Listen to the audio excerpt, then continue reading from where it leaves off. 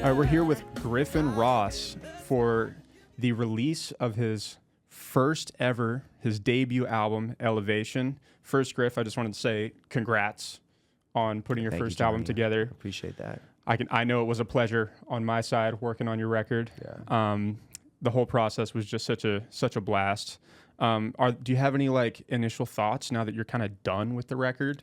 I mean, honestly, I just want to make another one. That's kind of where You I'm wanna at make with it. another Yeah, one? I'm already ready to make another one. I mean, you know how it is. Like when you do Yeah. this, you don't know what you don't know. Yeah. And there were a bunch of unknowns that, I learned and tried to figure out along the way, especially dealing with, as many singers as we had on the record. Absolutely. It's 8 songs, 6 different singers. Yeah. And Rashawn's rapping on there. And that's just, I mean, the singers are the song. They're the ones that carry the song. They're the ones that carry the message. They're the ones that carry the meaning of the song. And I just didn't understand. Like, in my mind, I was like, okay, the singer, it's 1/6 of a band of 6 people. And in reality, the singer is like more than half of like where the time and the effort and the energy is going to go into. So I didn't anticipate that, but I'll definitely be aware of that for the next time. But it was something that I got to learn as we went along, and I enjoyed it. Absolutely. I mean, there are a ton of like learning processes. I'm sure there's a steep learning curve in making your first album, Yeah. just as far as scheduling and as far as putting the band together, making sure everybody has their time slot, dealing with all different sorts of personalities. And like you said, like getting the message across. Yeah, absolutely. And speaking of that, like I had this thought last night while I was thinking of like stuff to ask. Yeah. And one of them was that I was actually going to wait until the end, but one of the things that I really wanted to kind of discuss out of the gate is what is the kind of the overarching message of the record? What do you want people to take away from it? No, that is a good question. Yeah, so, and I was thinking about that too last night. For me, I mean, first of all, off the jump, like, one thing I want people to understand is like it is a story. The whole thing connected together is a story. And like some of my favorite records growing up, I've always been on that wave. All of my favorite artists, like there's always like whenever they make a record together, there's normally like a big grand story. I've always been inclined and drawn to those albums. I'm thinking like every single Kendrick album is like that. To Pimp a Butterfly, Damn. But also my favorite Wynton records are like that. I think about Blood on the Fields or Ever Funky Lowdown. There's just something massive about like we're putting all these songs together and each one of them is a story in their own right. But then when you put the whole thing together, that in itself, all the puzzle pieces like fit together. You know? For sure. And I wish people would attempt that a little bit more because like at least from my end, it helped me to like pick what we needed next. Like once I had 7 songs and the last one that I wrote was Slipping, like I was like, what is this record missing? What is this story needing? And that helped me to like, get a musical direction that we then, put into the woodshed and just, put the time in to like make it an actuality. But yeah, the meaning of this record, it's like, I think everything that I'm going to make as an artist as I go on is always going to be about personal growth and just evolving as a person because like, I'm almost boring, to people in that like in the way that I have a singular focus on that, you know what I mean? It's like I've always kind of been, inclined I mean, that's just to me, that's where the honesty is. There's an honesty in like being on the brink of whatever it is that you can do and getting over that and becoming like a new version of yourself. I mean, that's what built the pyramids. That's what built everything that we like, has taken sacrifices, taken somebody, not like being okay with where they are, but like taking that next step to make something more beautiful and to make something more better. And, it's just like while we're here, I mean, what could be more fun than doing that? It's like that's always meaningful. That's the kind of stuff when I'm in a mode where I'm pursuing something like that, I wake up excited. You know what I mean? It's hard to go to sleep tonight because I'm excited about things, So it's the record's about elevation, and the theme that we take this on, that we look through that elevation is like, personal relationships and kind of romantic relationships with a New York Silk Sonic kind of theme and vibe, like that's what it is, but yeah, that's kind of the point of the record. Got you. I was thinking like sonically, what do you, you mentioned the artists that kind of influenced you in terms of the conceptual side of the Yeah. album, right? So you have all of these. You mentioned Kendrick. You mentioned Wynton. Yeah. So those are some people that are great to pull from, just to get an idea of how an album can tell a story, right? But sonically, your music is very different than those two people. Yeah, no, you're right. You're totally Very right. different, right? Yeah. So what are you pulling from sonically to make your songs? Man, okay, that's a great question. Yeah, like, I mean, for me, number one was 24 Karat Magic. 24 Karat Magic, Bruno Mars. There's no question. I mean, that's an album that just defined like what it meant for me to be a senior in high school, have that record come out. I was in the Grammy band that year, so we actually saw him at the Grammys perform. Wow. That changed my life, honestly. He performed That's What I Like at the Grammys. Like he's doing the stage moves on stage. Like you could just hear the women screaming in the crowd. Yeah. He's got like a slick line that he says at the end of it. He's if there's a tag, some of y'all look beautiful in your dresses, even though they got the tag on it. You know what I mean? Like, and there's a line in that song where it's like trips to Puerto Rico. They do like a Latin breakdown of it. It's like, so it's just that level of charisma, that level of like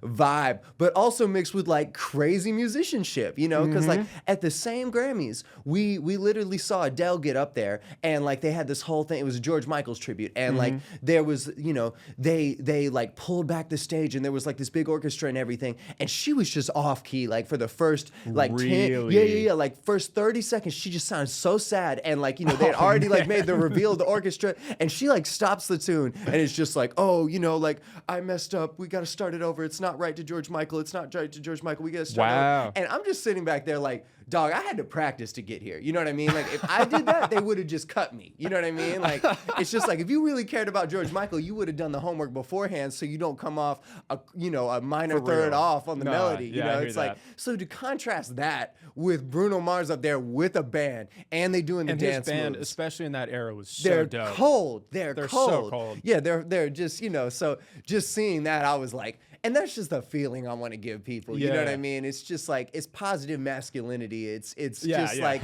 it's just being a baller. I mean, that's what I love about that, the Silk Sonic album. One of my favorite lines off of that, it's like, if I could, he's all sad, like missing his girl. He's like, if I could turn back the hands on this rollie, that I could. And, like, and that's what this record is a lot about too. Like even the sad songs on this record, it's like, dog, listen, if we're going to be sad, we still going to be balling out while we sad. You know what I mean? Like, if I'm going to be sad, you know what I mean? Like it's. Well, there is like this element of just like positive pursuit, kind of no matter what. Yeah. Right. Yeah. Because you do go through a lot of different emotions on this record. Right. Through the story, right? Yeah. You have this story that's like top to bottom. There's romantic elements, right? There's elements of anger. Yeah, for sure. There are so many elements of like, there's elements of personal struggle and sadness too, but there's always a positive outlook at it, on it, and it almost always returns to like the resolution. Even lyrically, at the end of every song, is like, we're going to make it through this. Dude, and I just like, and I love that. I love that you acknowledge that, that you saw that. Because, like, dude, it's just, and you just got to, for me, like, when I write, I'm just like, you got to write what's true to you, like, you got to write what's authentic to you. And just like, God has been too good to me. For me to put some bullshit on a record, you know what I mean? That's not authentic to what my lived experience is. You know what I mean? It's like I could not walk for 2 years, and now we're out here. We're in this fucking studio right now. You know what I mean? We're making this happen. That's ridiculous. It's like, so all right, she ain't call me back. It's terrible. And it gonna hurt, and it's gonna feel terrible. But there's just a perspective on it. Yeah, there's this perspective on it. And especially with your mind and your emotions like that, like. And this is something I really wish people, especially in this like climate and time, would understand. It's like you're the one who decides at the end of the day what story you're living, what story you're telling yourself. You know what I mean? Like the things that happen to you, you can't control that. But your story and what you're saying about that, you do have control of, and you do have control over. So, I'm always going to be telling myself a story that makes me empowered, you know what I mean? And feel good about myself, even if I'm heartbroken, even if, like you get the short end of the stick, because that happens. So I was going to ask, I mean, I don't know if you want to get into it, but you did mention that you didn't walk for 2 years. Yeah. Right? That is true. How instrumental was that experience in the creation of this album? And did you have any sort of inkling during that time that there would be music made to sort of reflect on that time? Oh, absolutely. Yeah. And honestly, to be honest, this isn't even the one that's going to be on that. You know what I mean? Like exclusively about that time, because you know, I'm definitely a fan of darker music as well. You know, like Yeah. one of my favorite tracks of all time is like "You" by Kendrick Lamar or "Consequences" by John Coltrane. It's like some of the later Train stuff. Yeah. You know, it's just super dark. Or I think like 40 Lashes off of Blood of the Fields. You know what I mean? yeah. Like there's, you know, there's just like I'm a fan of that, but that is not like what God has naturally gifted me to hear in my head first. You Yeah. know what I mean? So there's definitely going to be more of that to come later on. But I also think of like a tune like 24, Kanye West off of Donda, you know, where he's just kind of begging God, you know, to like help him and get through this. But to answer your question, like relating to this record, there was a lot of that. I mean, a lot of these insights came from that time. The one that's most directly tied to that period of my life is Effort. You know, there's no question about that. And, you know, Effort is a specific frequency of just like, you know, because when I was sick like that, you know, I got my mental together way before my body followed suit. You know, I had to heal the mental first and then the body followed. But the problem is that the body, you know, it needed like a year and a half to get there. You know what I mean? Even after we started healing and had the correct mental attitude and posture to like, you know, and discipline, you know, and acceptance to like get through that situation. Yeah. So Effort is really just, you know, like just dealing with this thing. And also just like the nature of that autoimmune condition. It wasn't like, you know, I had like a leg taken off and people could see it and like sympathize with it. It was very much like an internal kind of thing that was going on. And it was so hard to explain that like, you know, I didn't feel comfortable, or rather it just wasn't successful, like trying to explain it to other people. So it was really like a thing that I was carrying like by myself. Yeah. And that song is just like having all that pent up energy, you know what I mean? Like, no, you know, and just watching everything that you wanted to be able to do and not really being able to do it, even though your spirit is ready to do it, but your body is not ready to do it. And you're just kind of sitting there like, oh, you know what I mean? Sure. Like, oh, you know, you going through it and like, you're not telling nobody and you're just like, oh, you know, like, right. Yeah. So that's definitely what that song is about. Well, since we're kind of on that wave now, let's just run through the songs and like talk about from top to bottom, like the inspirations for the songs, the stories behind each song, if there is one, you know. Right. Let's start with the title track. Let's start with Elevation. Tell me about that tune. When did you write it?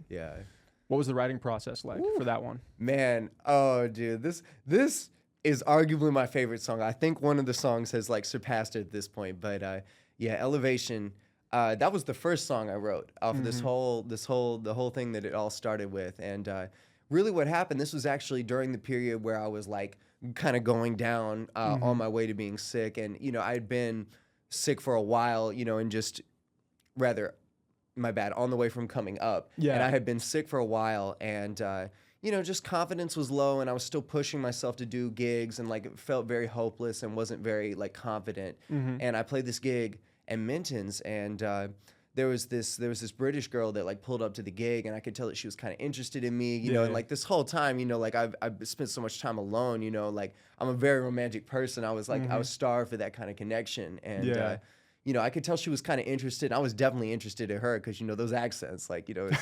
It's over, you know. Once you give me that accent, no, you got a point, dude. It's over, you know. Like, I like how nobody says that for an American accent, though. You know, so we don't, you know. Nobody cares about the American accent, dude. You know, but you know, we ended up hanging out after the gig, and you know, I was very intimidated, and you know, just with my health and everything, and you know, after speaking with her a little bit, she had just went through a knee surgery, and she needed some help, like finding some ice for it, and you know, to feel comfortable in the situation, and you know, I was able to like do that for her, and we kind of just like opened up about where we were, and like immediately just like took the walls down off of the situation. You know what I mean? It's wow, like, that quick, huh? Yeah, like on the first go round, and it just made everything else.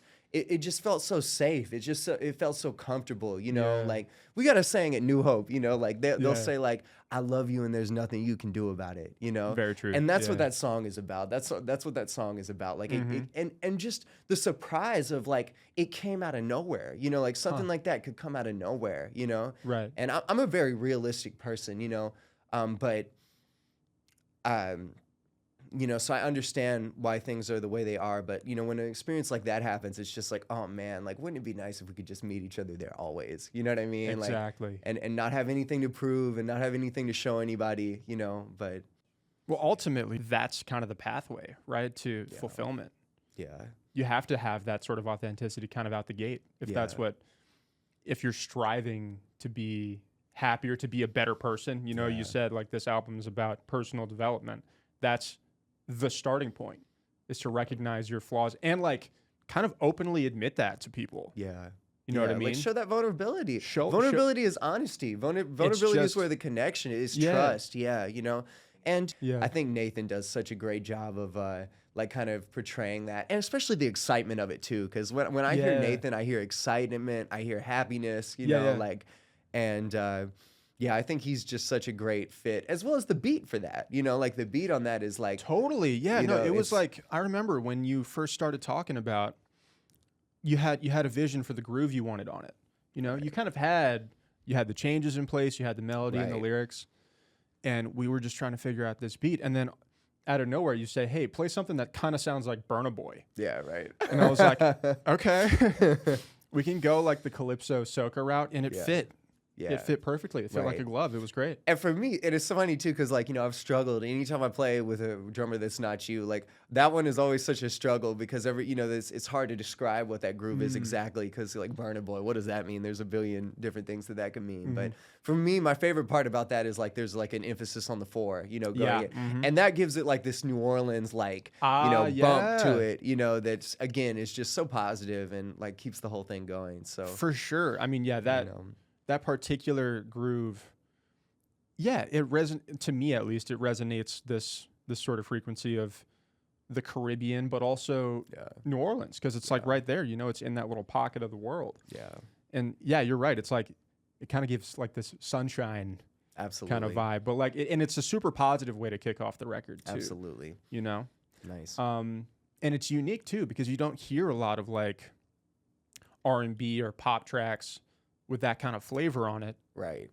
Especially coming from a saxophone player. I agree. You know what I mean? No, I totally agree. It's one of my favorite tracks on the record. Absolutely. For sure. It's one of, I still put that on every now and again. I'm like, oh yeah. So next one, See the Sun. Yeah. This has a completely different flavor to it. Absolutely.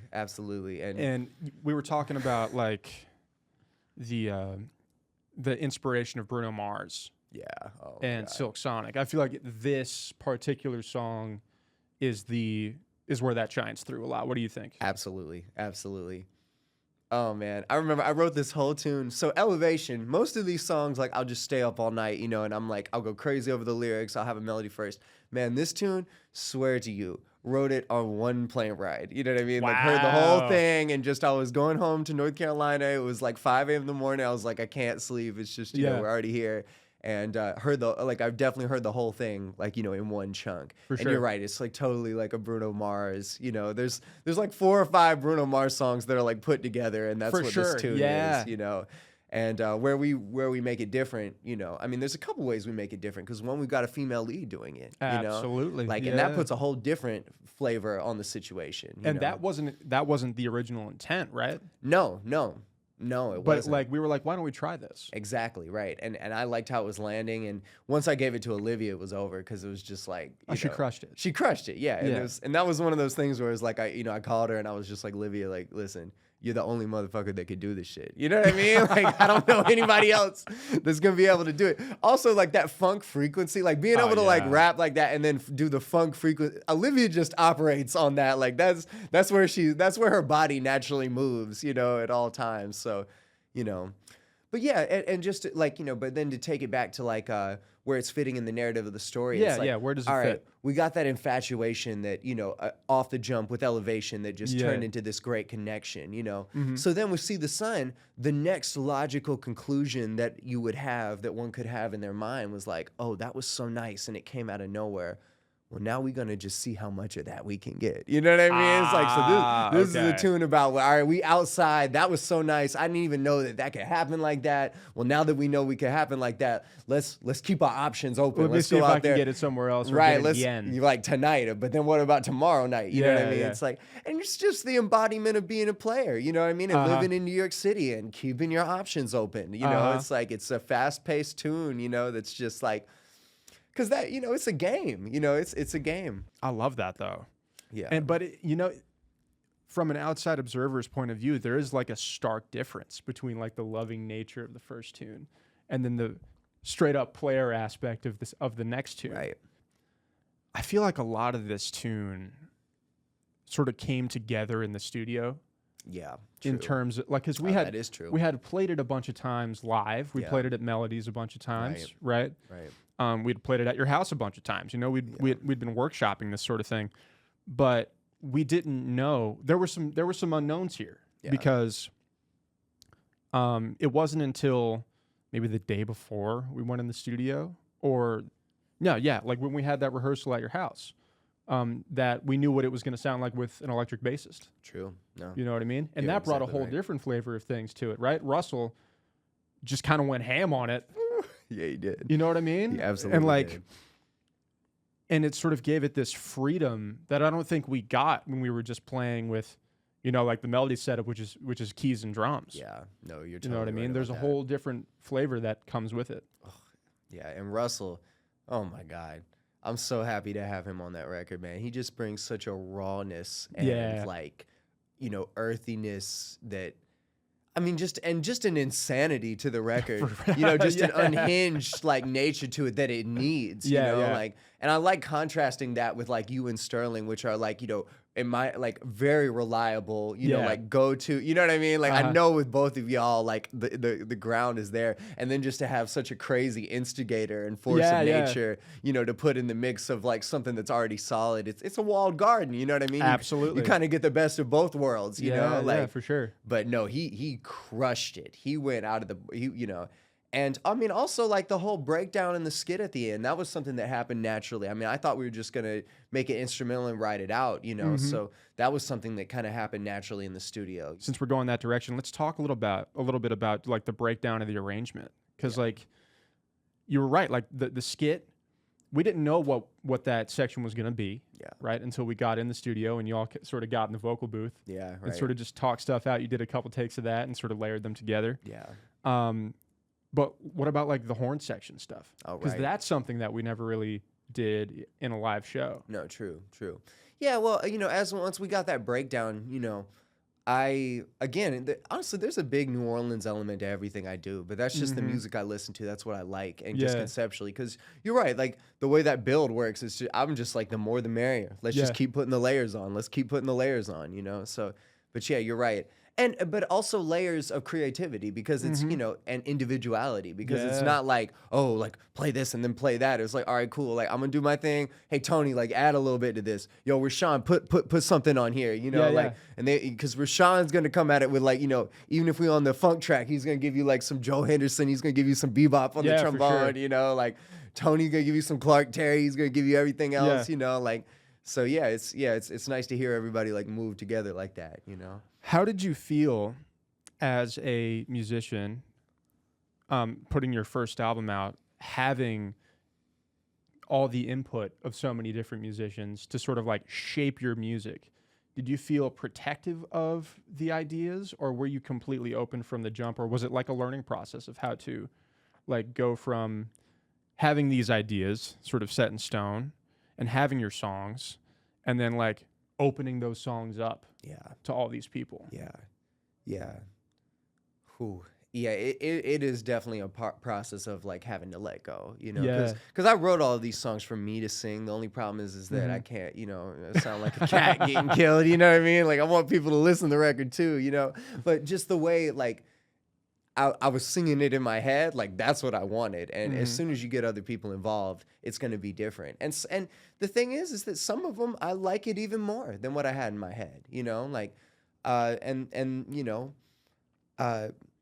But I think it's just a balance like everything else, because there's some stuff that I go in there and I'm like, there's no way we're compromising on this. You know what I mean? Yeah. Like, it's not even my tune if we compromise on this. Uh-huh. But then there's a lot of stuff where it's like, you know, I like putting my people in places that they succeed, and I like them and love them enough that, like, you know, I know that they're gonna do something amazing. You know what I mean? Sure, like, and I can stand behind that because I already stand behind them as a person. You know? Yeah, like, yeah. Well, See the Sun is like the tune for that sort of attitude. Yeah. You know, Oh, and it yeah. shaped itself Like, through that. Here in Logan, you know, like when my he come gosh. and you do that descending modern line, you know, or like, you know, Sterling. There's one like where you guys go "Dubba, dubba, dubba," and you like stop and Sterling stops and then you guys get back into it. It's just, oh man, like, and the way Tony comes in, Tony comes in on those crazy triplets. He's like bum booby da booby da, and I'm like, that's wild, you know, like who play a funk solo like that, you know, For real.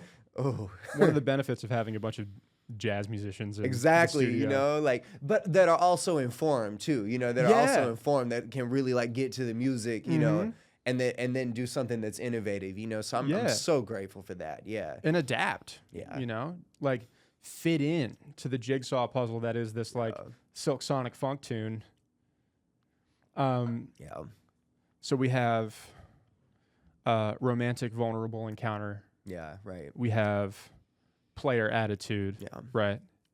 What's the next piece? Well, you said this is the resolution to the player attitude. Yeah, well, so, you know, with We Should Be Dancing, you know, and See the Sun, like we're out, we're seeing the field. You see a lot of crazy things in New York, you know, and you meet a lot of crazy people and interesting people.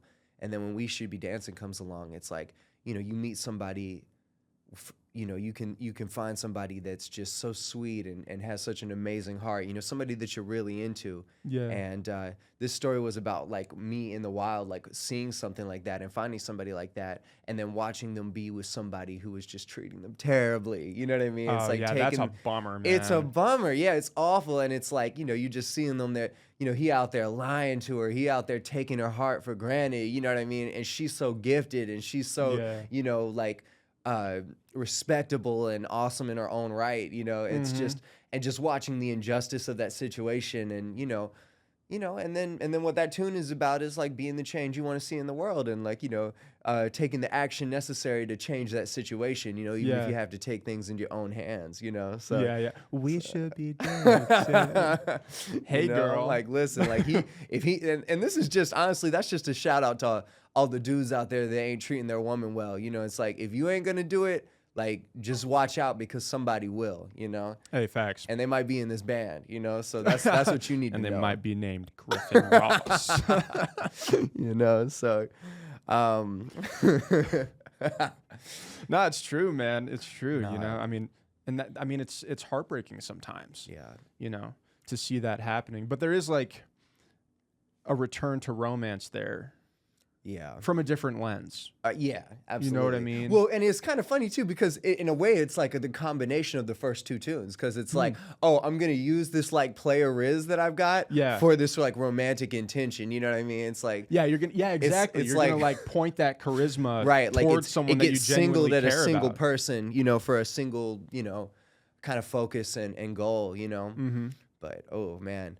But no, I love that tune, and that's probably my favorite tune on the record, just because like that was one where I was just staying up like till 5 a.m. every night. Like I could just see it, the vision in my head of like what this song like looked like. You know what I mean? Like, and I was just trying so hard to get words that like, you know, because this is a thing that happens. This is something that people write about, but I wanted it to be like, you know, classy and regal, you know, and have the language reflect that, you know, while it went through that. So, you know, I stayed up all night for a lot of nights to get that point across, you know. But would you say this is the one that took the most time? I don't know. I mean, it's been years. Yeah. You know? Well, it's been a year. All these actually came in the last year, like a year and a half. Okay. Yeah, for the most part. But I think writing it, either this or Effort took the most time. Like actually to write the lyrics of it. Yeah. No, I love this tune, and you know, there's all sorts of things that I feel so much, you know, like just you know, like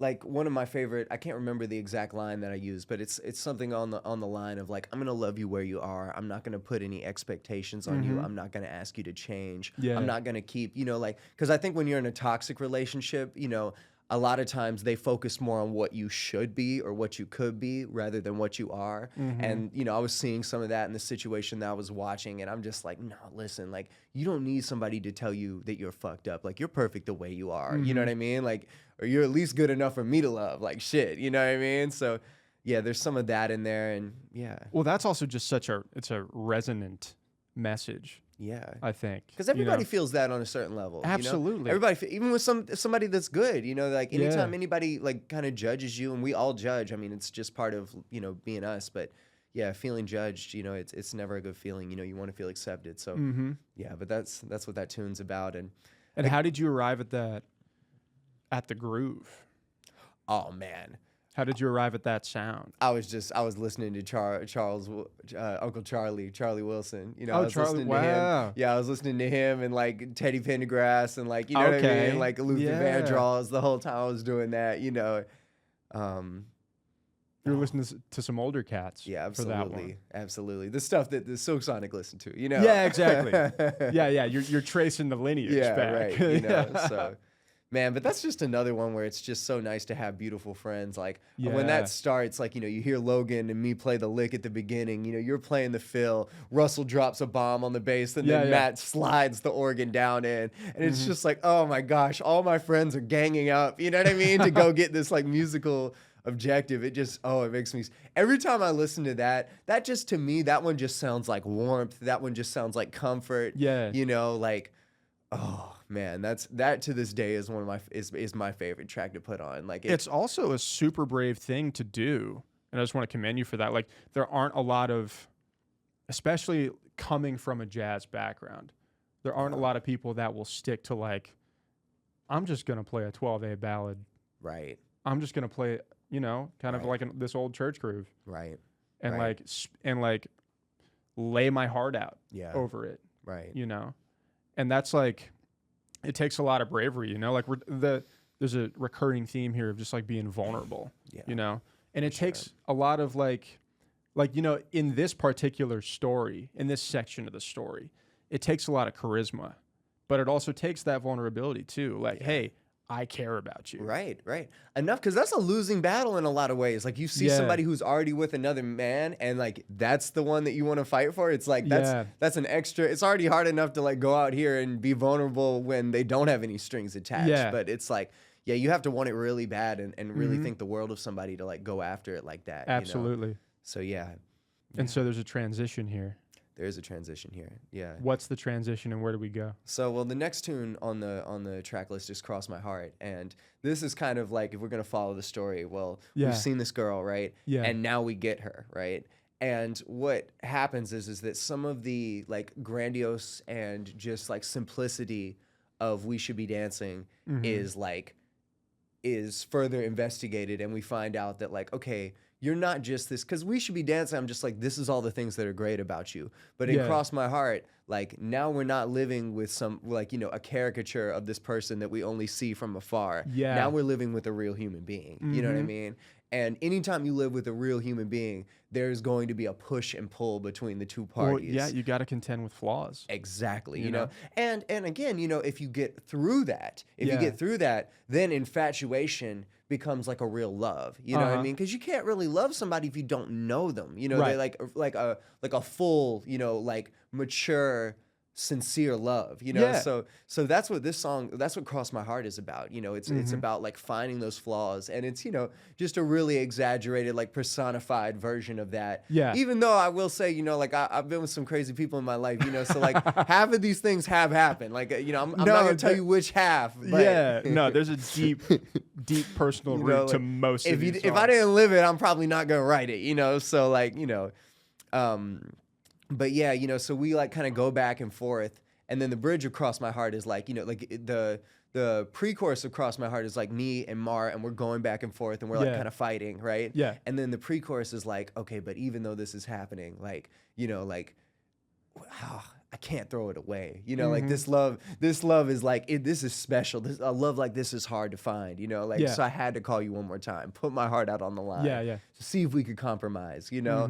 And then afterwards, the chorus is like an explosion, because then it's like, oh, the love is here, but it's even better than before. Like, we're committed to it because now, like, we've made it through that storm and it's worth it, you know? Is that why, you know, I'm the drummer in the group, so I always like to think about like the musical quality that sort of underlies everything, the bass, you know, of this. We have this like ebb and flow from super positive island vibe, sort of like, just super positive, you know, and then we have this groove and this feel that sort of, it exudes that like Silk Sonic flavor of charisma.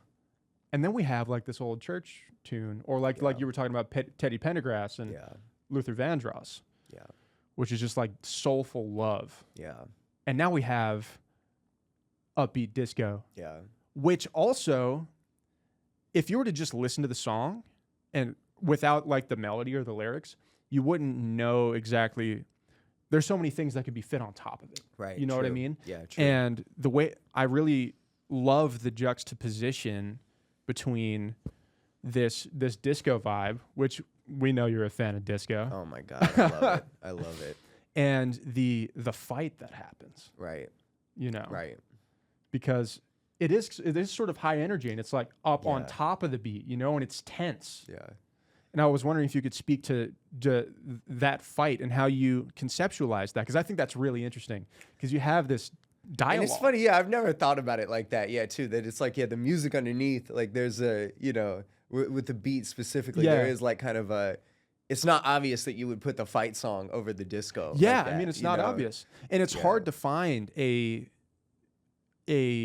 style or just a sonic quality that can accurately portray that, but this works. It really works.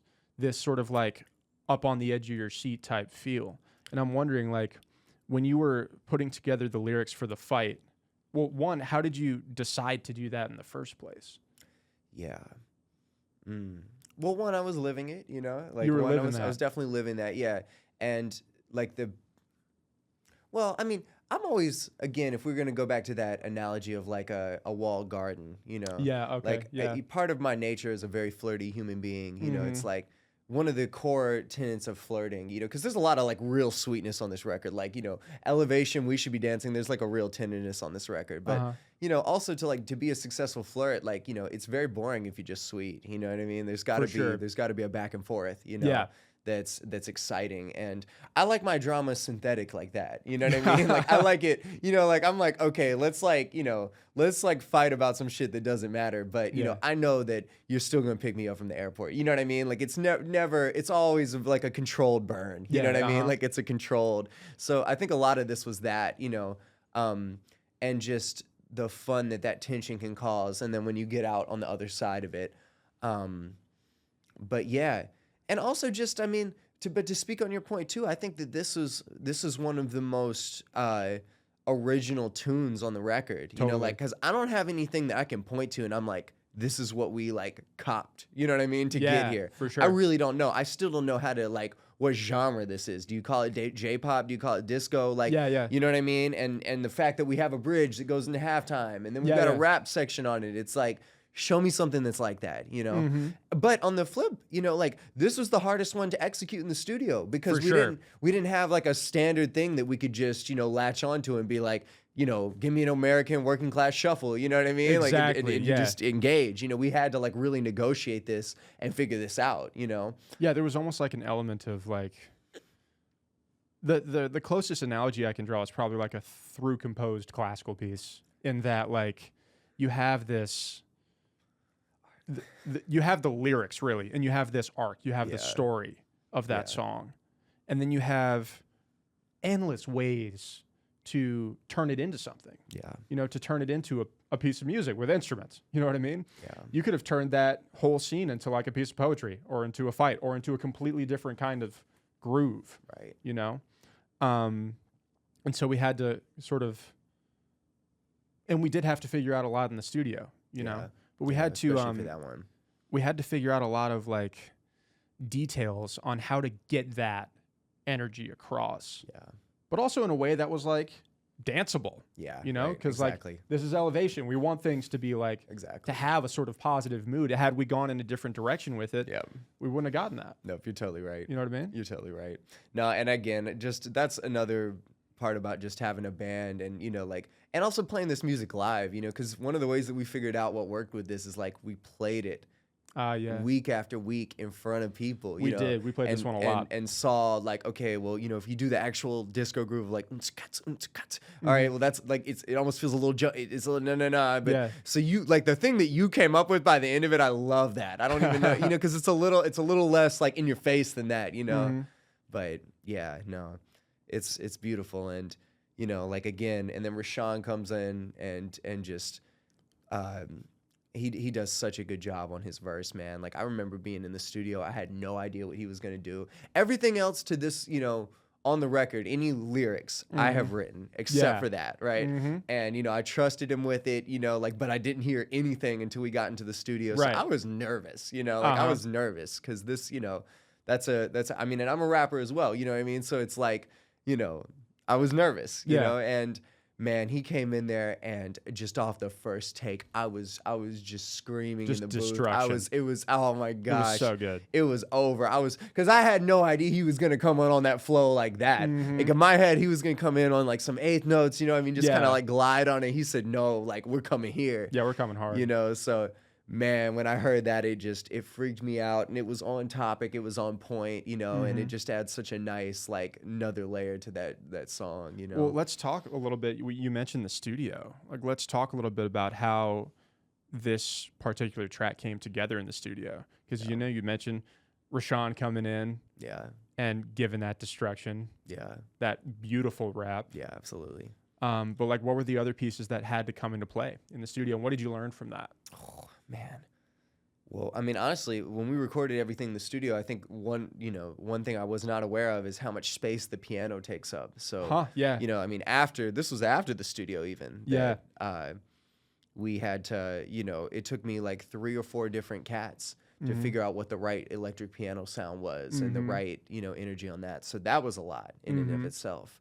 And, you know, I also remember with that one, we played it with the metronome the first time, and it felt too hectic. And that was one that I actually stand on and believe on, that it was a good call to not have the metronome on there. Yeah. Because, you know, Russell said it, and he was right. It's like we can either play with the metronome or we can play with each other. Yep. And I said, listen, we've got real musicians here, so let's play with each other. Yeah, you know? especially with the tune that's like that. That's so hectic.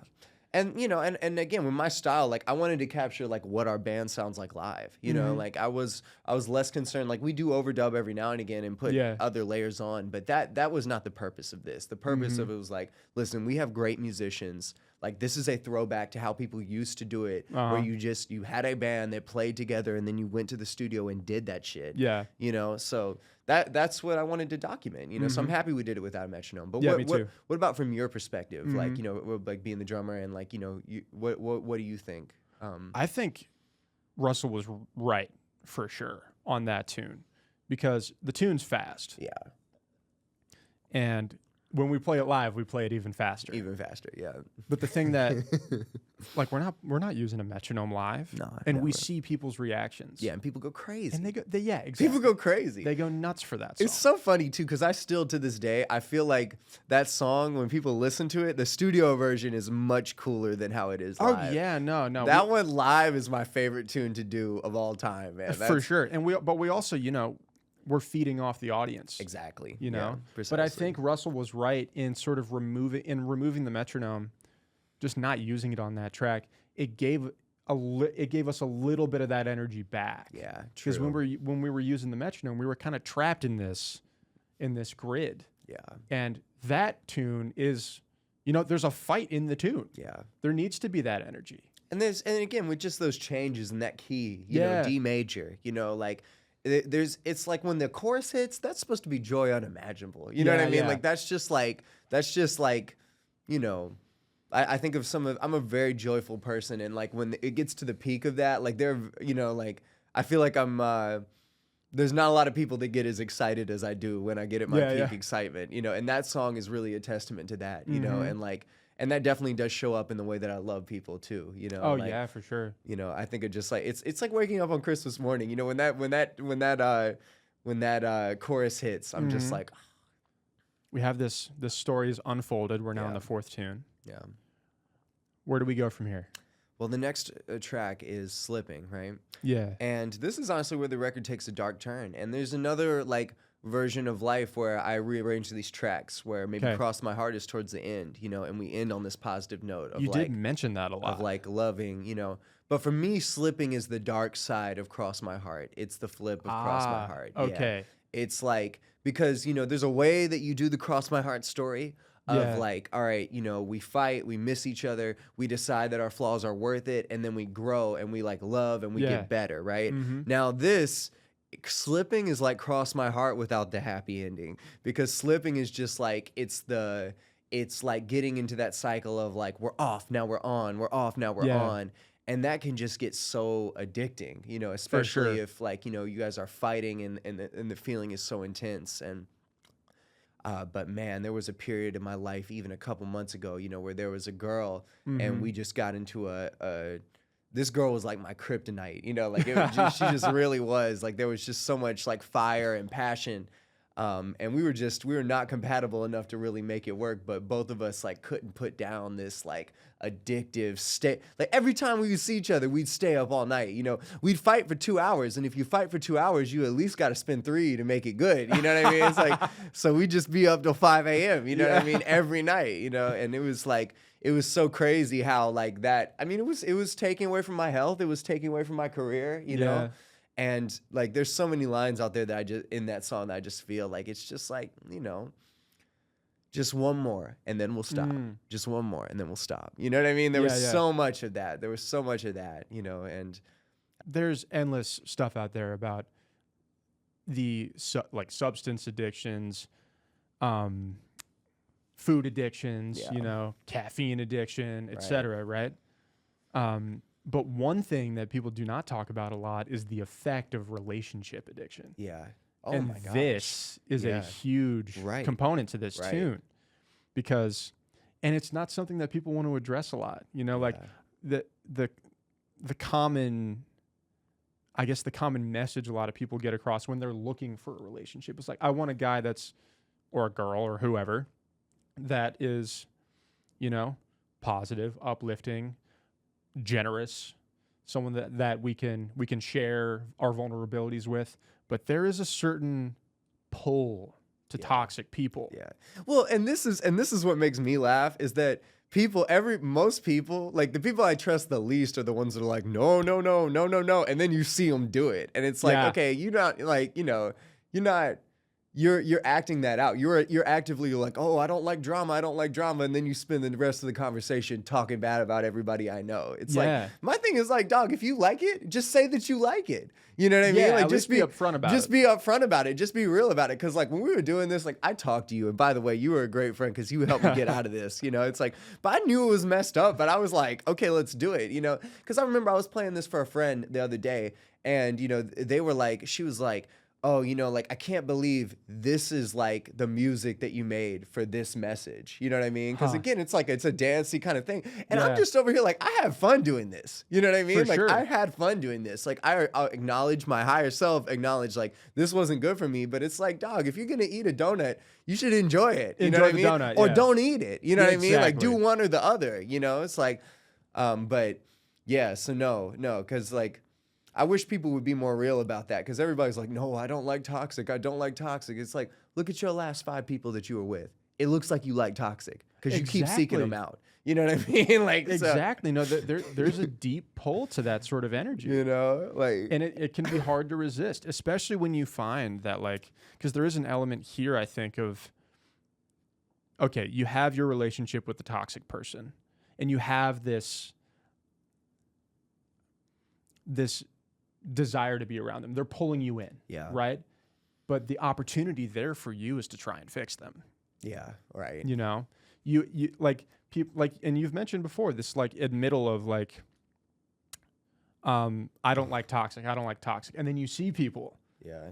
and the people that they're Ooh, around. I love what you just. I love where you go. And with you know what this. I mean? I love where you go with this. Yeah. Yeah, because like I think the most seductive way to get into that situation is the savior complex. You know what I mean? For like, sure. Because you're over here like, I Absolutely. don't like toxic, right? But this toxic person, I can fix them. You know what I mean? It's like, yeah, there's like a specific brand that pulls you in. I feel like it gives people an understanding like I'm not alone in this situation. yeah, You know, and there is a way out of it too. And there is someone who empathizes with my situation, right, with this person.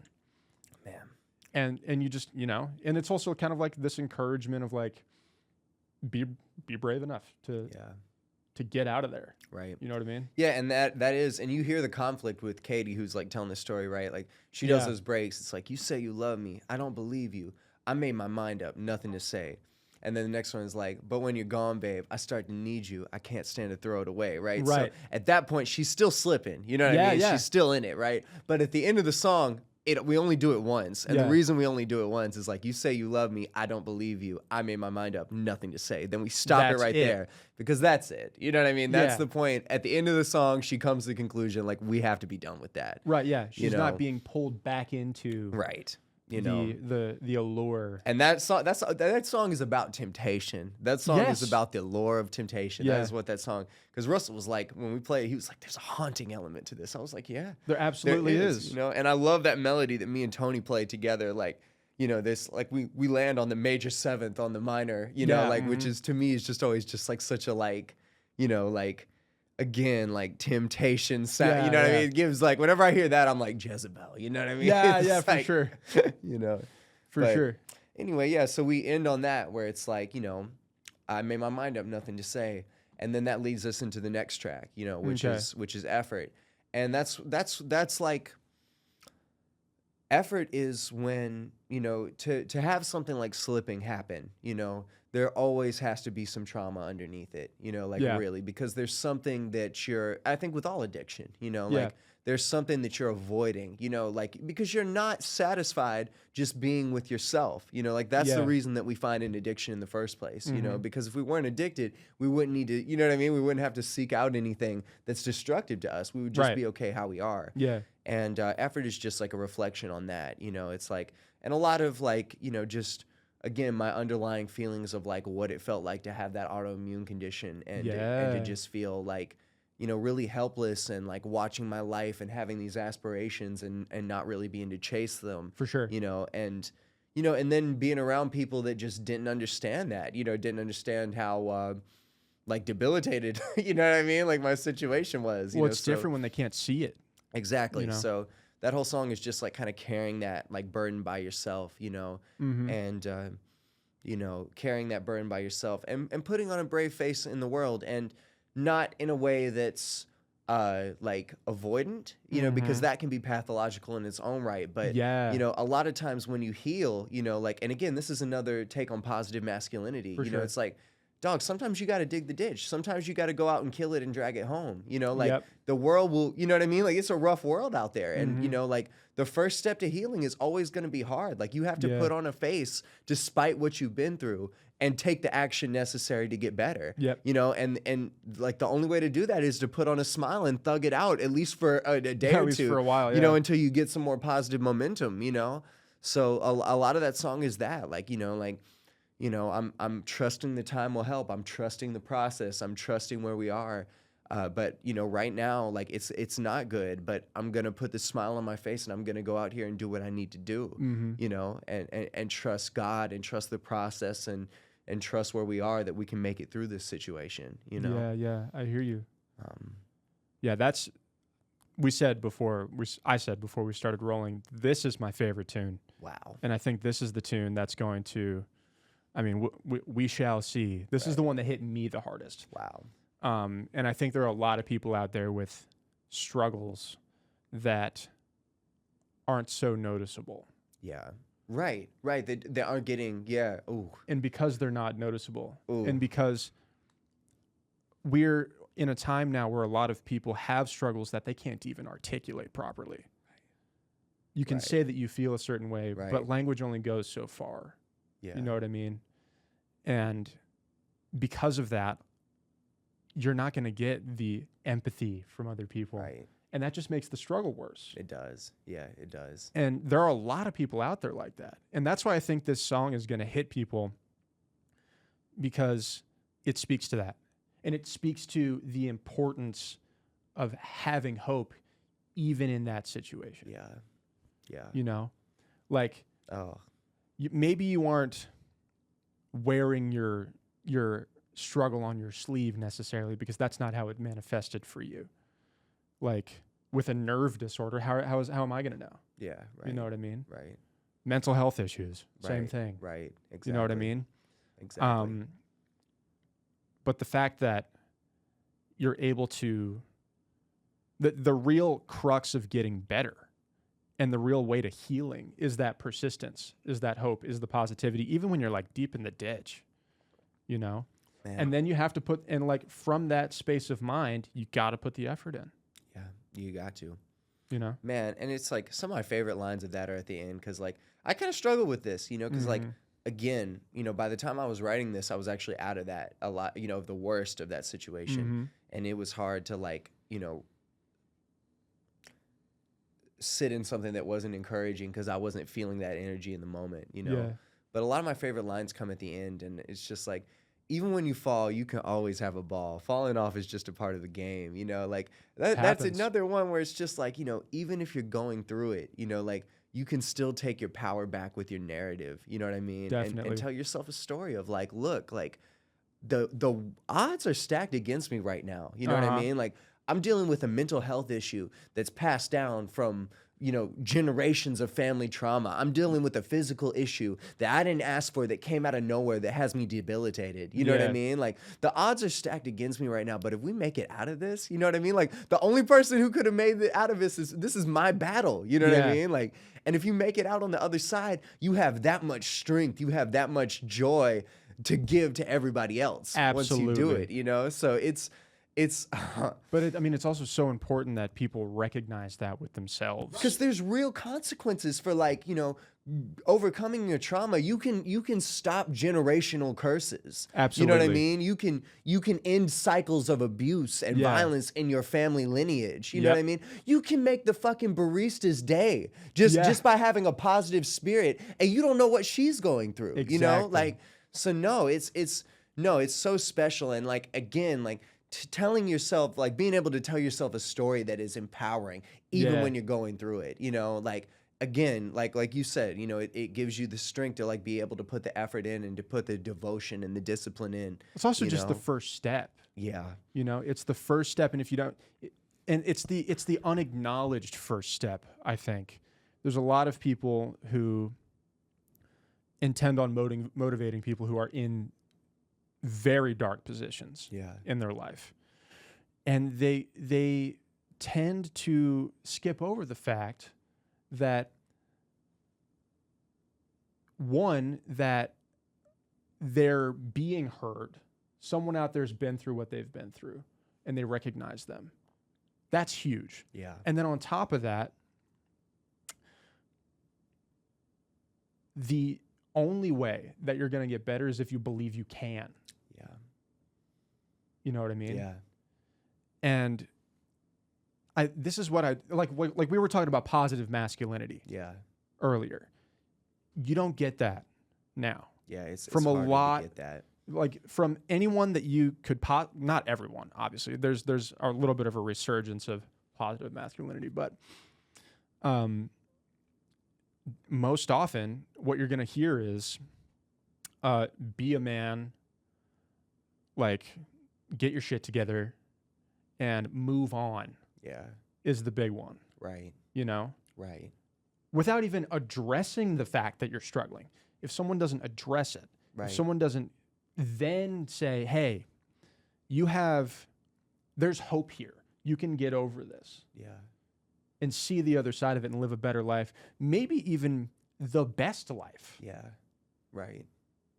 If you don't have that vision, then like getting up in the morning, if you Right. can, And is 10 and times there's harder. and there's not something wrong with you for being there. You know what I mean? Exactly. That's the other thing. I think that's a lot of things with the negative masculinity. It's just like, oh, Yeah. you're fucked up because you're depressed. You're fucked up because this thing is wrong with you. It's Yeah. like, no, dude, this is the way life is. We're all fucked up. You know what I mean? Like that's there's no guilt or shame that should be attached with that. Yeah, You and know also what I like mean? if you aren't fucked up, great. Yeah, right. Right. If I haven't not a met you so- yet, but you know. That shouldn't be a source of negativity either. Yeah, right. No. The next tune Yeah, is let's like, talk about it. once we've got that healing underway, now it's time to draw boundaries. Now it's time to set lines. Now it's time Yep. to take our power back. And that's what Rubicon is. You know what I Mhm. mean? Like we draw our line. You know what I mean? Yeah. Like, and honestly, when I wrote this was the second song I wrote. I wrote it about the time of Elevation. And I had a really close friend of mine, like, you know, really kind of betray my trust and like steal money from me. And like, you know, it was a really, really ugly situation. And Yeah. like, I knew they were going through a rough time while it was happening, you know, so my heart was open, but that allowed me to be a really big sucker. You know what I mean? It's like, and this is for all the suckers. This is for all the people with the big hearts out there, all the agreeable people of the world. Yep. Like, take your power back. You know Yep. what I mean? Like, once we heal and we respect ourselves and we see what happens when we heal, you know, we're not going to let anybody get in the way of our healing, because like that's the thing that can heal others. You know what I Yep. mean? It's not this like compassion that's really weakness. You know, like the compassion is the Trojan horse that weakness is using to like, you know, keep Yeah. you where you are, you know? Well, So, we were talking about that savior complex type thing earlier. It's just another manifestation of that right, savior it's a complex. similar thing. Yeah. It's like we like the pop culture association of compassion with like this Jesus type figure who's Yeah. helping the poor and, you know, helping people who are in need, and that is an element of compassion. Right, But you right. need self-compassion too, and part of that is drawing your lines. Right, and respecting your boundaries. And respecting the your other boundaries. thing that's compassionate is when somebody's slipping and making a fool out of themselves, you need to have enough compassion to tell them the truth. Yeah. And that takes actual love, because tell like, them what you because see. a lot of times people are nice, but they're nice because they want you to like them. It's Yeah. easy to just say nothing, let you go burn yourself on the stove. Yep. You know what I mean? Like, and you think I'm a good person, I go home, I don't call you out on yours, you don't call me out on mine. Yeah. But real love kind of shows up in the way of like, hey, listen, if you're going to treat me this way, you can't treat me this way anymore. Right. That's your message. Yep. If you want to be around somebody like me, there you go. Yeah. You know what I mean? Like, That's it. so I had to do that. I had to redefine a relationship, you know? It's Mm-hmm. like, and my life got way healthier once I did it, you know, like 100%. Yeah, I'm glad I'm You glad know. that you did that for yourself, and that's also a super motivating message for people who are being taken advantage of. Right. You know, 100%. 100%. If you respect yourself, if you respect God, if you respect the other person, Yep. there's no room for this. The Mhm. compassion, that's just a lie you're telling yourself to be lazy. You know what I mean? Like, it just is, you know? Yep. So then the last tune, right, is Okay. like, Let's we get get on to, with it. yeah, right, we get to Elevation Remix. And, Yeah. you know, the reason that Elevation starts the album and ends the album is like, once we go through all of this, like this big journey, right, Mhm. we arrive back again at Elevation. And this time the tempo's a little slower. Mhm. This time we've got Daniela singing it, and Yep. she just brings like a calmness and a groundedness, not only in her music, but at her as a person, Yep. you know?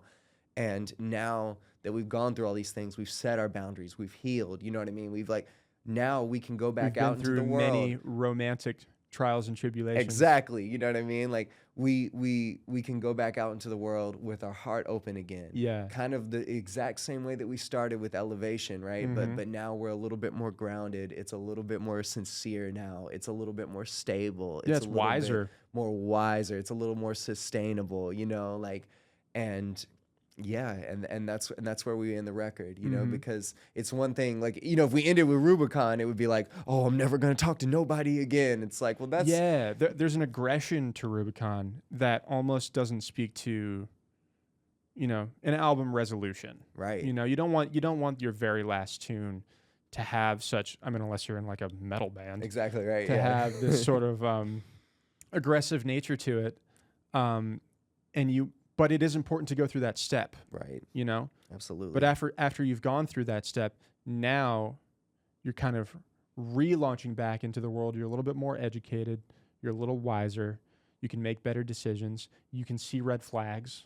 yeah. You know what I mean? But without going through this whole process, Yeah. starting with the original Elevation, Yeah. going through all these songs, you know, Yeah. going through each of these stories and each of these just relational issues, health issues, you know, periods of time where you're just a straight player Yeah. and trying to see how that works for you, Right. you know. If you don't go through these episodes, then you can't really make it out the other side. Yeah. You know, you kind of have to go through this gauntlet of trials before you can gain the wisdom that you need to make to make wiser decisions. Yeah. You know, And again, to present your love in a way that's grounded, you know, because again, that's where we want to end up. We want to end up kind of where we started, but in a more mature way, you know, in a more grounded way, in a way that respects ourselves. yeah, it's like a respectful hope. Exactly. It's not a naive hope. Exactly. Right. Yeah. That's a very interesting. So that's actually fascinating. That's a good take on that. I didn't even register that when I heard it the first time. I was like, I wonder why we're doing this. Yeah. Wait. Why are we playing the tune again? Right. We tried it at Sterling's place, Yeah. and we were playing, and we were like, I wonder what this would sound like if we just played it like slow ballad. Yeah. What would this sound like? It sounded great, Yeah. right?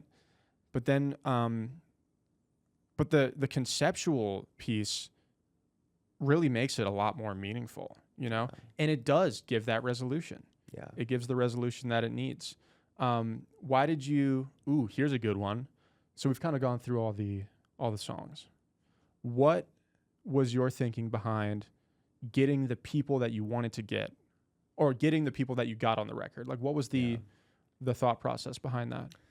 I mean, Katie is just my right hand. You know what I mean? Like I can't even hear music without hearing Katie. You know what I mean? Like Katie's so easy to work with. Katie is like, you know, she's a jazz bro. You know, she's down for anything, whatever key, whatever tempo, whatever anything. And she's like, let's go. Exactly. And she just comes with so much soulfulness and like, you know, just fire and Katie's always trying to have a good time. So it was easy to put her in situations, you know, like on a lot of these tunes, because I knew what she was going to come with, and I knew it wasn't going to be any hassle from her, you know. So and man, when we recorded, like we started at 10 in the morning, I knew I had to get Katie in to come in verse. Because Katie wouldn't say nothing. Katie would just be there. She'd have a Red Bull in her hand. She'd say, let's go. You know what I mean? Like on the one. But then like, you know, for effort, I was like, man, I've just seen Sunny play her shows live, and she's one of those people that'll just have the crowd bawling. You know what I mean? Like she just like, and I played it for my aunt, you know, she's like, you know, live in North Carolina. She don't listen to a lot of music like this. And she was just like, man, whoever the singer is on that song, you can tell she feels it. Yep. You know, so, and then like Daniela, like we just said a minute ago, I knew she had to sing Elevation Remix, because every time I talk to her, Daniela is like a tree. You know, not only very grounded. Not only is she taller than you, but you know, like she's also wild. Yeah, by the right. way. You know, so like, but she's also just like, she's very grounded. You know, very like every time I talk to her, she take my heart rate down a little bit. You know what I mean? She calmed me down. So I was like, that's great. You're not gonna get any more joy and excitement than listening to Nathan sing. So that was a no-brainer. And to trade with him a little bit, like man, we did the Grammy band together. We sat next to each other. Okay. So, you know, I've known him for a long time, and I love the sunshine in his voice. Man, like Mar, I mean, that tune, like I needed somebody to personify sweetness and then also personify like a crazy nightlife, you know, energy. Who could you get that's better than Mar to do that? Yeah, you know? it's kind of amazing how each of the tracks fit a personality so well. She lives that. That we know. She lives that life, you know, like she's about that life, you know, and the sweetness in Mar's voice. Like when people turn that up, you need one note from Mar and you're just like, whew. Yeah, you for know, real. like, you know. And then, okay, Olivia. I mean, what can you say? See the sun, you know. She's like, you know, she's the apex predator of Brooklyn. Come on, like that's Olivia K. Parker, you know. Come on, but yeah. And then as far as the band, I mean, like Logan, I played my first gig with Logan when I was in 8th grade, you know. So I've known him since day one. He feels like home to me, you know. Russell gave me my first gig in New York. We're both Tauruses. We both hit on the same like wavelength of just like craziness, you know, like, you know, Sterling is just a soldier, bro. He really is, man. Sterling is a jazz soldier, man. Sterling will carry a Nord and an amp up 5 flights of stairs, to play a 3-hour cabaret gig with a singer, and then go play a Penny Joe's session out. You know what I mean? He's just out here for the music, man. And He works so hard, man. he works It's so beautiful. hard. And he's a real accompanist, you know, like he's one of the best Absolutely. accompanists in New York, you know, like just period. Yeah, but for definitely sure. for our age group, you Yeah. know, and it's in his blood. His mom is a singer and his dad is an accompanist full time, you Oh, know, perfect. Yeah. and it's like it is in his blood. And again, he just stylistically, you know, when we were searching for somebody to get that electric piano sound right, called him. It took him 5 minutes. It took him one take, you know, and he put it in because he's just always thinking, you know, man, having you on drums. Dude, I mean, I'm lucky, bro. You're the man. It just my favorite thing about working with you is just like the collaborative element. You know, like I love working with you because it's always yes and. You know what I mean? Like, and you always tell the truth to me in a way that is so loving, and I appreciate that. Because we're just trying to get it done. We're together. We're just like whatever. If there's an issue, we're just like, oh, let's try that. No. We're looking for whoever finds a solution. That doesn't matter to either of us. It doesn't really matter, man. It doesn't it's about matter. the music. He didn't come back in with anything. It was one take. Whatever we recorded on the thing, it was one drum take. One and it was done, one. baby. I had a really good drummer tell me like, oh, you need to get a dry snare sound and a dry crack. It'll come in handy later. Not when you get Johnny Steele on the gig. Not when you get Johnny Steele on the gig. You were like a ninja in the studio. You know what I mean? Like just complete zen. You know, like sorry, who else am I missing? Oh, Tony. Tony's my favorite trumpet player. Like under 40. You know, like it's. Dude, I remember very vividly when we were in the studio and he was doing his solos. Oh my gosh, dude! And like every single take was just balling. I know, balling out of control, just balling. And again, and he's such a thoughtful dude. Like long conversations with me on how to do it. You know, that's another person that I like. My respect for him tripled after doing this because I was like, wow, this is how hard it is to actually do something. And this is somebody who's outside on a daily basis. Yeah, you know what I mean? All like the making time, it happen, working hard. So no, I have so much respect for him and just love how he plays the instrument, man. Like, there's a lot of people our age that look up to him, and it's for good reason, dude. Like, his music is how he acts as a person, and how he acts as a person is how his music is. You know, it's like, so no, so much love for him, man. You know, and then oh my gosh, and then the overdub king. You know, like. I'm so grateful that I have Matt Whitaker on this. Oh, yeah. Because how are you going to have a record about joyfulness without Matt Whitaker? Matt Whitaker, it doesn't even make sense. That is the most joyful person I've ever encountered in my entire life. Yeah, he's a ball of sunshine. And it's just like all of his contributions to the record, anytime I'm hearing it, I'm just like, I smile. You know, I get so happy, you know. And that's another one where it was like, again, I could have never made this music without the community of people that I had around me, because like we do melodies, which is just like a normal bar gig in the city. Yeah. And he'd come over to the house and rehearse, you know, and learn all the music by ear, you know. He's Matt Whitaker. He doesn't need to do that. Right. He tours under his own, he's in Europe half the time, you know what I mean? Like, he doesn't need to do that, and he did, and he put the time in on the music like that. And it's just like, you can't buy that. I mean, or maybe you can, but I can't buy that. I can't afford that. So it's, you know, it's coming off of love, you know, like, you know, I couldn't have made that. You definitely can't put a price on that. I will say that. And, you know, it's just so cool. Like, everybody has their own perspective. Like, he's bringing all this church element to it, and like this fun. Russell is bringing this pirate element to it. This, like, you know, like along with the jazz, along with the James Brown. Logan on his solos is bringing a modern jazz element to it. Yeah, for sure. You know, like. Rashawn, we already said what we said about him, you know, and the way he handled himself on the verse. And, you know, just like Rashawn brings an element of just coolness and 2025-ness to the situation. Definitely. You know? Especially with that flow. Like, that's not a Snoop Dogg flow. That's not an old flow. That's a 2025 flow. You know, like, so no, it's just beautiful. And then, of course, shout out to Cecily for helping us with like setting everything up. Cecily, you know, just. she was really great for us. She helped out a lot. Yeah. But, just really beautiful people, really wonderful project all the way around. And, you know, I'm so grateful that everything happened the way that it did. And I'm excited to make more music, man. You know, dude, me too. I'm excited for people to hear this too, because I've been sitting on this for a while, and I hope it brings people joy the way it brings me joy, because it still makes me happy to this day. Oh, I'm sure it will, man. I'm sure it will. So, and we had a great time making it, and thanks, you know. No, thank you, Johnny. A collective thank you, I suppose, from the band, and you know, I hope that everyone who gets a chance to hear the record really get something from it. And like the messages that we talked about, you know, they're so universally applicable, you know, and if they're not directly applicable to you, you probably know someone Right. who Absolutely. has an element of elevation going on in their life. Yeah. You know what I mean? When is the record coming out? So the record is coming out. The first single is coming out on the 24th of January. The second single is coming out, Slipping, on the 31st of January. And the entire record is going to be out of the 7th of February. So 7th of February. Yes, Beautiful. February. Okay, that's pretty soon, man. yeah, it is really soon. So That's so exciting, I'm excited though. about it. Yeah. Well, if I'm going to ask one more question, Yeah.